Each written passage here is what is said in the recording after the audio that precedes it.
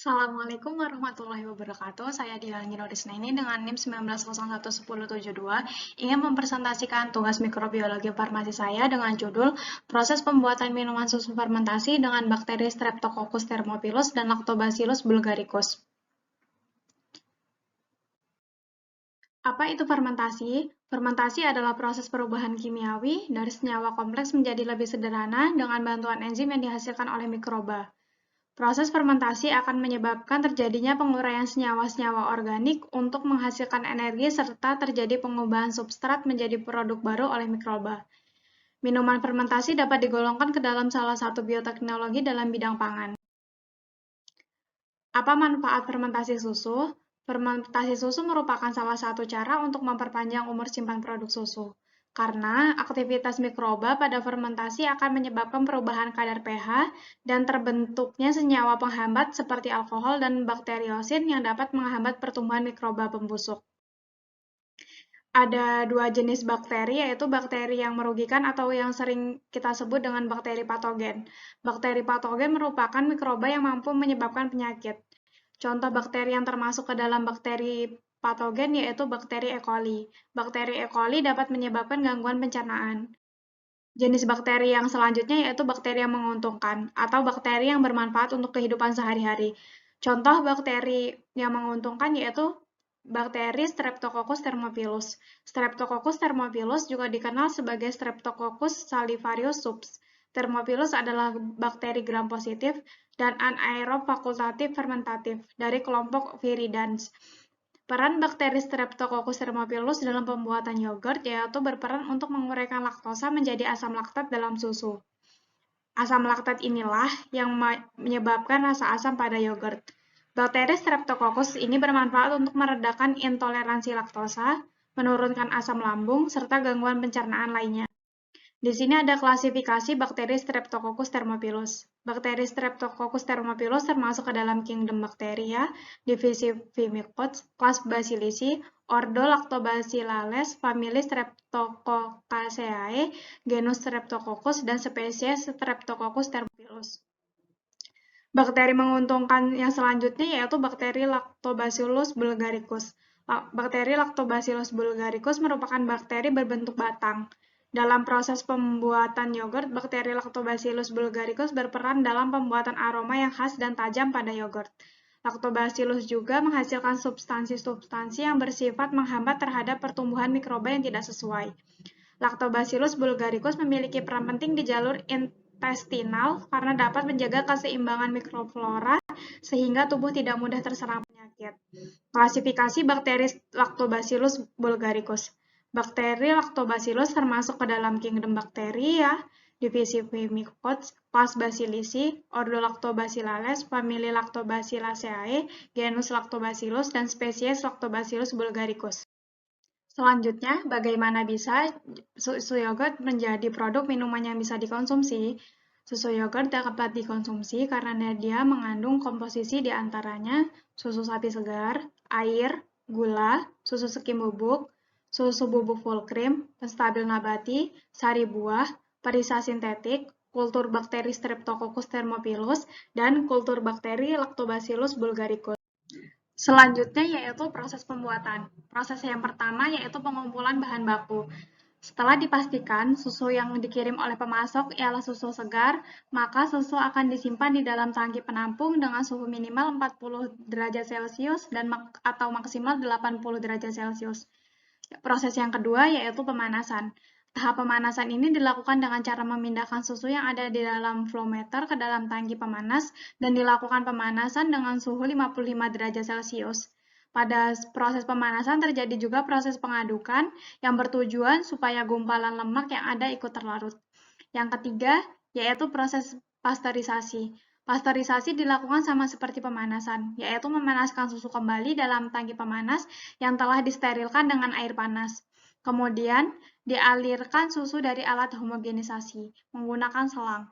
Namun, yang membedakan adalah pada tahap pasteurisasi ini menggunakan suhu yang lebih tinggi dibandingkan pada tahap pemanasan pertama.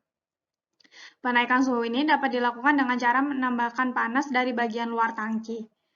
Pada proses ini bertujuan untuk membunuh mikroorganisme seperti bakteri, protozoa, jamur, dan untuk mengeluarkan gas oksigen dalam jumlah besar dalam susu. Hal ini akan berdampak positif karena akan memberikan suasana lingkungan untuk pertumbuhan bakteri anaerobik yang lebih baik, sehingga akan menghasilkan produk yang layak dikonsumsi. Susu segar dipanaskan pada suhu 70–85 derajat Celcius dalam waktu 30 detik. Proses yang keempat yaitu penurunan suhu. Setelah tahap pasteurisasi telah dilakukan, maka panas diturunkan hingga suhunya 37–45 derajat Celcius. Pendinginan tersebut dilakukan dalam wadah tertutup. Penambahan kultur dilakukan pada suhu tersebut untuk membuat lemak dan kandungan dalam susu akan tercampur. Penurunan suhu susu di tangki pemanas dengan mengalir air dingin di bagian luar tangki, seperti diselimuti dengan air dingin. Proses ini bertujuan untuk memberikan kondisi yang optimum bagi bakteri yang akan ditambahkan pada proses selanjutnya. Kemudian, setelah suhu tercapai, ditambahkan bakteri 2–3% dari jumlah susu. Proses yang kelima yaitu proses inokulasi. Setelah pendinginan dilakukan, agar saat ditambahkan bakteri, bakteri tidak mati. Setelah suhu mencapai 37–45 derajat Celcius, maka dilakukan inokulasi atau penambahan bakteri Lactobacillus bulgaricus dan bakteri Streptococcus thermophilus ke dalam susu tersebut sejumlah 50–60 ml per liter susu. Untuk memperoleh hasil yogurt yang baik, maka perbandingan penggunaan kedua starter adalah 1:1. Penambahan bakteri dilakukan dengan teknik aseptik agar tidak terkontaminasi dengan bakteri lain. Proses yang keenam yaitu inkubasi. Kemudian langkah selanjutnya yaitu inkubasi dengan cara susu dimasukkan ke dalam tangki yang berada di dalam ruang inkubasi menggunakan selang. Setelah didiamkan dengan suhu 30–40 derajat Celcius dengan RH 80–90 dalam keadaan tertutup selama 4–6 jam. Proses yang selanjutnya yaitu proses homogenisasi. Pada tahap homogenisasi ini menggunakan suhu 55 derajat Celcius dan menggunakan tekanan 150 atm selama 20 menit, tergantung dari banyak atau tidaknya yogurt yang akan diproduksi. Dalam proses homogenisasi ini berfungsi sebagai memperkecil globula lemak atau memecah lemak yang menggumpal. Proses yang ke-8 yaitu mixing. Dalam proses mixing terdapat 2 kali pencampuran. Pencampuran yang pertama yaitu pencampuran gula. Setelah itu yogurt kemudian dipindahkan ke dalam alat serpam. Alat ini berfungsi untuk mencampurkan susu dengan bahan tambahan yaitu gula. Penggunaan alat ini adalah dengan cara memindahkan susu ke dalam serpam, lalu dimasukkan susu kemudian tunggu hingga beberapa menit kemudian hingga homogen. Gula yang ditambahkan sebanyak 7 kg dalam 100 liter susu. Pencampuran yang kedua yaitu pencampuran zat warna, sari buah, dan bahan-bahan lainnya. Setelah pemberian larutan gula, maka yogurt dipindahkan ke tangki mixing untuk diberikan pewarna dan perasa. Umumnya, pemberian pewarna dan perasa dilakukan dengan menambahkan ke dalam yogurt dan dilakukan pengadukan hingga warna merata ke seluruh yogurt. Pencampuran dianggap merata apabila warna yang tampak di permukaan tidak ada yang menggumpal. Sebanyak 0,1% sari buah, perisa identik alami, pektin, dan pewarna yang ditambahkan ke dalam yogurt. Yang kesembilan yaitu proses pemindahan ke tangki filling dan pengemasan. Setelah pemberian warna dan rasa, maka yogurt yang telah jadi dipindahkan ke dalam tangki filling. Gunanya pemindahan yogurt ke dalam tangki filling ini adalah untuk mempermudah proses filling yogurt ke dalam botol kemasan. Karena bagian bawah pada tangki filling ini berupa seperti keran yang dapat dibuka dan ditutup sehingga saat proses filling dapat dilakukan dengan mudah. Proses yang selanjutnya yaitu pemeriksaan dan pelabelan quality control. Pemeriksaan label oleh quality control dilakukan setelah yogurt dimasukkan ke dalam kemasan. Kemasan yang diperiksa adalah tanggal kedaluarsanya, tercetak jelas, kemasan botol diperiksa labelnya terletak dengan benar, kemudian label tidak berlubang, label tidak terlipat, botol tidak kotor bagian luar maupun bagian dalam, botol tidak bertekuk di sisi-sisi bagian botol, dan botol tertutup rapat. Yang ke-11 yaitu proses penyimpanan. Setelah pengemasan dilakukan, yogurt disimpan dengan memasukkan ke dalam kardus atau pengemasan sekunder terlebih dahulu. lalu dipindahkan ke dalam gudang penyimpanan dengan suhu 4-8 derajat Celcius sebelum dikirimkan. Tujuannya disimpan dalam tempat penyimpanan atau gudang penyimpanan dengan suhu dingin adalah supaya yogurt tetap terjaga kondisinya sebelum dikirimkan. Penyimpanan dalam gudang ini dipisahkan antara produk yogurt satu dengan yang lainnya, sehingga produk tersimpan dan tersusun dengan rapi. Proses yang terakhir yaitu pemasaran. Yogurt Cimory memiliki pasaran yang baik untuk produknya, seperti pada Hypermart, Giant, Indomaret, Alfamart, dan toko-toko lainnya.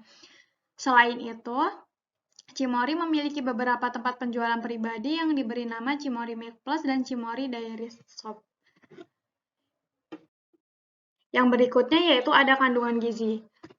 Dalam setiap botol berukuran 250 ml mengandung 220 kilokalori energi total, 60 kilokalori energi dari lemak, 7 gram lemak total, 5 gram protein, 34 gram karbohidrat total, 30 gram gula, 70 mg natrium, 290 mg kalsium, 10% vitamin A, 10% vitamin D, 25% vitamin B2, 35% vitamin B12, 20% kalsium, dan 25% fosfor.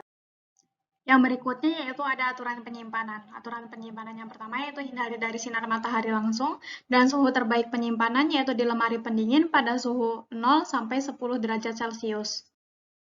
Manfaat mengkonsumsi yogurt bagi tubuh. Yogurt kaya akan nutrisi. Yogurt mengandung hampir semua nutrisi yang dibutuhkan oleh tubuh. Yang kedua, tinggi protein. Yang ketiga, baik untuk saluran pencernaan. Yang keempat, menguatkan sistem imun. Yang kelima, mencegah osteoporosis. Yang keenam, menjaga kesehatan jantung. Yang ketujuh, baik untuk program diet. Selesai. Saya ucapkan terima kasih. Kurang lebihnya saya mohon maaf. Semoga materi yang saya sampaikan dapat bermanfaat untuk kita semua. Sampai berjumpa dengan saya di video-video berikutnya. Saya akhiri. Wassalamualaikum warahmatullahi wabarakatuh.